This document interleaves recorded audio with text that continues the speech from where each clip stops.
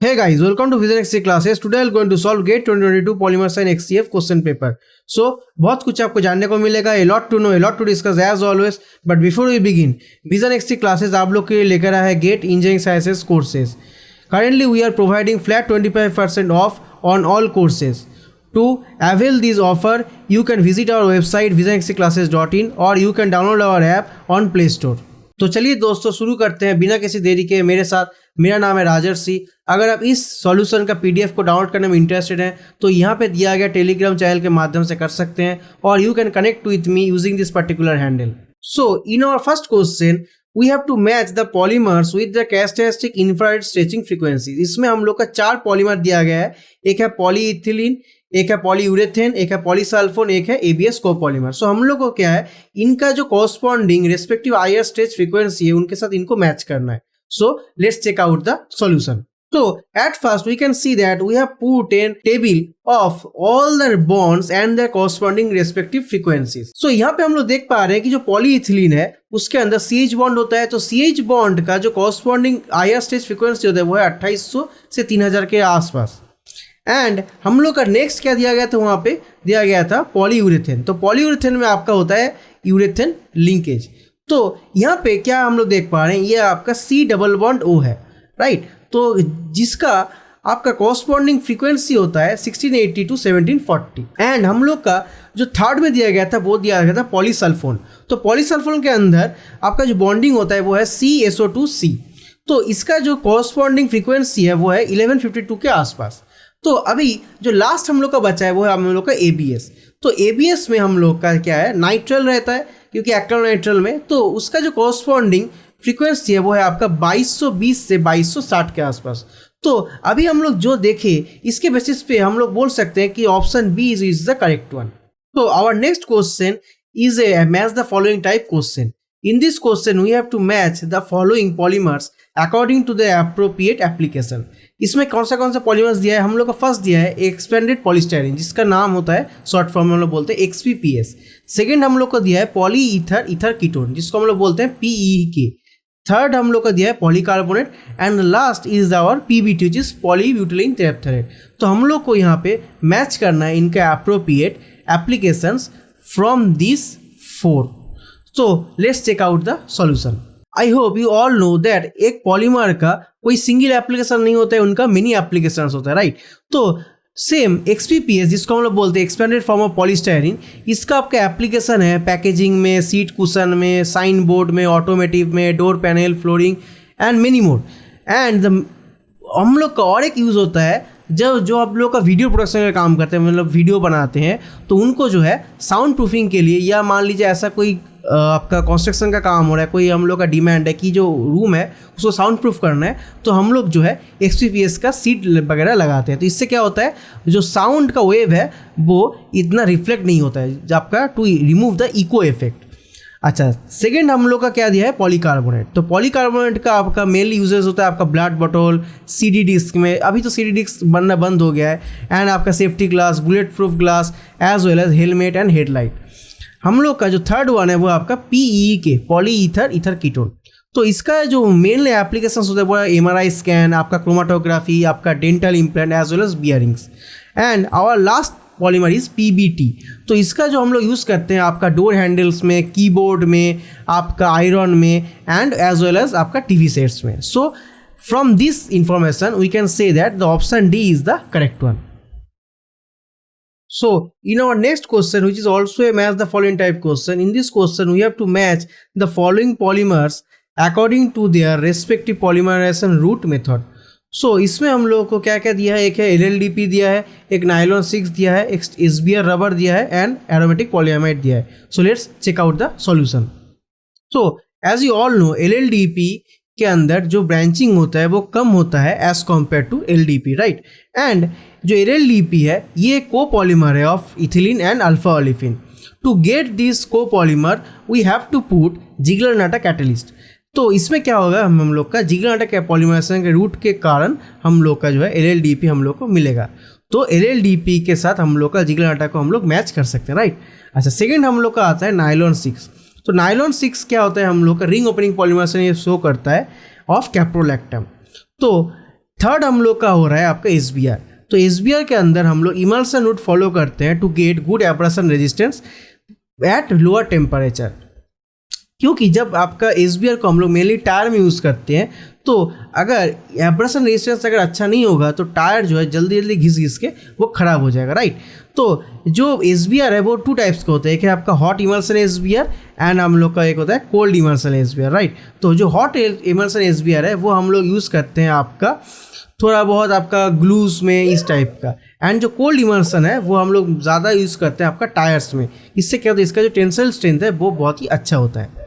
Last जो है हम लोग का एरोमेटिक पॉलीएमाइड। एरोमेटिक पॉलीएमाइड के अंदर आपका क्या क्या आता है, एक आपका केवलर आता है, नोमेक्स वगैरह आता है, ठीक है। तो केवलर को हम लोग जानते हैं कि केवलर को हम लोग कहाँ यूज़ करते हैं, बुलेट प्रूफ वेस्ट में हम लोग यूज़ करते हैं, राइट। अच्छा, तो ये क्या होता है आपका कॉन्डेंसेशन पॉलीमराइजेशन से होता है, क्योंकि यहाँ पे आप देखिए जो मेटा पोजीशन से आपका आता है नोमेक्स एंड आपका पैरा पोजीशन से आपका आता है केवलर, राइट।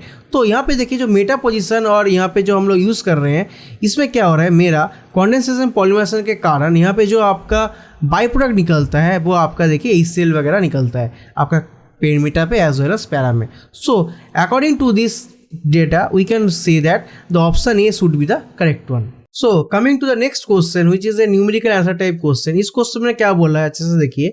बोला है कि ये 5 ग्राम ऑफ मोनोडिस्पर्स पॉलीस्टाइरीन सैंपल जिसका मॉलिक्यूलर वेट दिया है आपका 10,000 ग्राम पर मोल, इसको मिक्स कर रहे हैं हम लोग 15 gram of another monodisperse polystyrene sample जिसका मॉलिक्यूलर वेट हम लोग को दिया है 20,000 ग्राम पर मोल। तो हम लोग से पूछा है कि इसका PDI कितना होगा, मतलब पॉलीडिस्पर्सिटी इंडेक्स कितना होगा। So let's check out the solution. So from the question we can know that कि जो फर्स्ट पॉलीमर है उसका वेट हम लोग कितना लिए हैं 5 ग्राम, एंड जो सेकंड पॉलीमर उसका वेट कितना लिया हम लोग 15 ग्राम। तो अगर वेट फ्रैक्शन के टर्म्स में लिखेंगे तो हम लोग का जो W1 आएगा वो आपका आएगा 0.25, राइट, एंड जो W2 आएगा वो आपका आएगा 0.75। हम लोग ये भी जानते हैं कि फॉर मोनोडिस्पर्स क्या होता है, एक पॉलीमर के अंदर जितना टाइप्स का मॉलिक्यूलर वेट, जैसे आपका number average molecular wait average molecular viscosity average molecular, सबका वैल्यू इक्वल्स होता है, राइट। तो इसके चलते हम लोग लिख सकते हैं जो पहला पॉलीमर है उसका जितना भी आपका Mn मतलब आपका number average molecular weight is equal to weight average molecular जिसका वैल्यू होगा आपका 10,000 ग्राम पर मोल। सिमिलरली आपका सेकेंड पॉलीमर का भी सेम होगा जिसका आपका कितना होगा 20,000 gram per mole as for आपका number average molecular weight as well as आपका वेट एवरेज मॉलिक्यूलर वेट। तो हम लोग जो Mn मिक्सचर का फॉर्मूला है उसके अंदर अगर इस सब वैल्यू को प्लग इन करेंगे तो हम लोग को जो Mn मिक्सचर का वैल्यू आएगा वो आपका आएगा 16,000, राइट। सिमिलरली अगर हम लोग weight average molecular weight of the mixture के अंदर अगर इन वैल्यू को पुट करेंगे तो हम लोग का आएगा आपका 17,500 ग्राम पर मोल। तो जो PDI मिक्सचर का जो फॉर्मूला होता है आपका नथिंग बट MW/Mn, राइट। तो इसके अंदर हम लोग अगर 17,500 डिवाइडेड बाई 16,000 करेंगे तो हम लोग को जो PDI का वैल्यू आएगा वो आपका आएगा 1.09। So the answer will be 1.09। So our next question is from composite. इस क्वेश्चन में हम लोग को बोला है कि जो थर्मल कंडक्टिविटी वैल्यूज है ऑफ इंडिविजुअल कंपोनेंट्स जिससे कंपोजिट बनते हैं उसका वैल्यूज दिया है। जैसे कि ग्लास फाइबर का वैल्यू दिया है 1.05 एंड इपॉक्सी का वैल्यू दिया है 0.25, राइट। एंड उसका जो कॉरस्पॉन्डिंग वॉल्यूम परसेंटेज है of the fibre as well as the matrix उनका भी दिया है। तो हम लोग को कैलकुलेट करना है कि जो फाइनल प्रोडक्ट जो कि कंपोजिट बन रहा है उसका कितना थर्मल कंडक्टिविटी का वैल्यू है, right. So let's check out the solution. तो एज यू ऑल नो कि रूल ऑफ मिक्सचर से not only modulus of acidity हम लोग पता कर सकते हैं, हम लोग डेंसिटी ऑफ द कंपोजिट पता कर सकते हैं, इलेक्ट्रिकल कंडक्टिविटी पता कर सकते हैं, as well as thermal conductivity पता कर सकते हैं। सबका जो फॉर्मूला का स्ट्रक्चर वो सेम ही है, राइट। सो यहाँ पे हम लोग क्वेश्चन के थ्रू क्या क्या मिल रहा है, हम लोग को जो है thermal conductivity of the fibre as well as the matrix हम लोग को पता है, as well as the volume fraction of the fibre as well as the volume fraction of the matrix पता है। तो सिंपली हम लोग क्या करेंगे, इसके अंदर प्लग इन कर देंगे आपका, तो हम लोग को जो है कंपोजिट का जो फाइनल थर्मल कंडक्टिविटी है वो हम लोग को मिल जाएगा 0.73। So the answer will be 0.73, right. So coming to the next question. इस क्वेश्चन में हम लोग को बोला है कि हम लोग एक पॉलीमर कंपोजिट बना रहे हैं जिसके अंदर हम लोग पॉलिएस्टर रेजिन लिए हैं और ग्लास फाइबर लिए हैं। जो पॉलिएस्टर रेजिन का आपका मॉड्यूलस है वो है हम लोग का 3 GPa एंड जो ग्लास फाइबर का मॉडुलस है वो हम लोग 80 GPa। अभी जो कॉम्पोजिट बन गया उसके ऊपर अगर हम लोग टेंसाइल स्ट्रेस अप्लाई करेंगे अलोंग द फाइबर डायरेक्शन तो कितना परसेंट या कितना स्ट्रेन वो शो करेगा। एंड इस यहाँ पे हम लोग का जो वॉल्यूम फ्रैक्शन है या वॉल्यूम परसेंट है वो फाइबर का दिया है 60%। Okay, so let's check out the solution.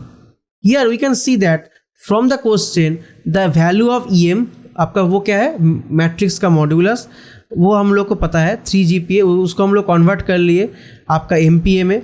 And जो उसका फाइबर का मॉड्यूलस है वो है हम लोग का 80 GPa, उसको भी हम लोग MPa में कन्वर्ट कर लिए, राइट।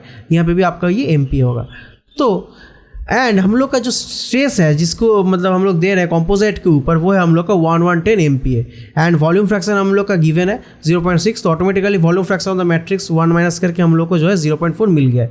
तो अभी हम लोग को क्योंकि बोला है कि वो अलोंग द फाइबर डायरेक्शन है, मतलब हम लोग लॉन्गिट्यूडिनल का ले सकते हैं या जिसको हम लोग बोलते हैं अपर बाउंड, उसका इक्वेशन हम लोग लगा सकते हैं। तो उसके इक्वेशन लगाने के बाद हम लोग का जो कॉम्पोजिट का मॉड्यूलस आ रहा है वो है आपका आ रहा है 49.2 × 10⁻³ तो इसको हम लोग जो हुक्स लॉ के अंदर अगर पुट करेंगे तो हम लोग को जो है स्ट्रेन का वैल्यू हम लोग को मिल जाएगा जो कि होगा 2.2 × 10⁻³। तो answer will be our 2.2। So coming to the next question, इस क्वेश्चन में हम लोग से पूछा है कि कितना अमाउंट का प्लास्टिसाइजर अगर हम लोग ऐड करेंगे नायलॉन के अंदर तो उसका जो TG है वो 50 डिग्री सेंटीग्रेड से घट के 30 डिग्री सेंटीग्रेड पे आ जाएगा। एंड यहाँ पे प्लास्टिसाइजर का TG गिवन है जो है -60 degree centigrade. So let's check out the solution. So हम लोग के पास क्या क्या गिवन है, जो प्लास्टिसाइजर का TG है वो गिवन है, नायलॉन का TG वो गिवन है। हम लोग इनको क्या किए लिए सेंटीग्रेड से केल्विन में कन्वर्ट कर लिए हैं। इसके बाद हम लोग को पता करना है कि कितना अमाउंट ऑफ प्लास्टिसाइजर डालने पे जो नायलॉन का TG है वो 323 से घट के 303 पे आ जाएगा, राइट। तो अभी हम लोग को इसको कैलकुलेट करने के लिए जो वेट फ्रैक्शन को हम लोग मान रहे हैं प्लास्टिसाइजर का W1, तो ऑटोमेटिकली जो नायलॉन का वेट फ्रैक्शन होगा वो हो जाएगा W2 = 1 - W1, राइट।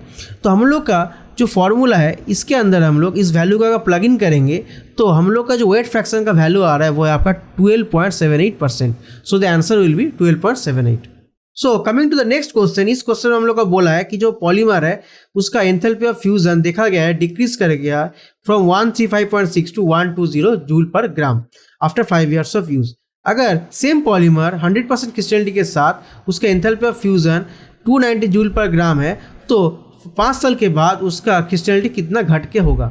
तो we have to calculate this. So let's check out the solution. So as you all know जो परसेंटेज क्रिस्टलिटी है उसको हम लोग कैलकुलेट कर सकते हैं एंथैल्पी की मदद से। कैसे, देखिए जो एंथैल्पी सैंपल का अगर डिवाइड करेंगे उस सैंपल का 100% क्रिस्टलाइन स्टेट का एंथैल्पी के साथ तो हम लोग को जो है परसेंटेज क्रिस्टलिटी मिल जाएगा, right. So this is the formula. तो अगर हम लोग क्वेश्चन में जो वैल्यू गिवन है, जैसे हम लोग का 100% क्रिस्टलाइन का वैल्यू दिया है 290 एंड पहले का कितना था हम लोग का enthalpy of the sample and बाद में 5 साल के बाद कितना हुआ, दोनों का अगर वैल्यू को हम लोग यहाँ पे माइनस करके डिवाइड कर देंगे 100% क्रिस्टलाइन का वैल्यू से तो हम लोग को जो है आंसर मिल जाएगा जो कि होगा आपका 5.37, राइट।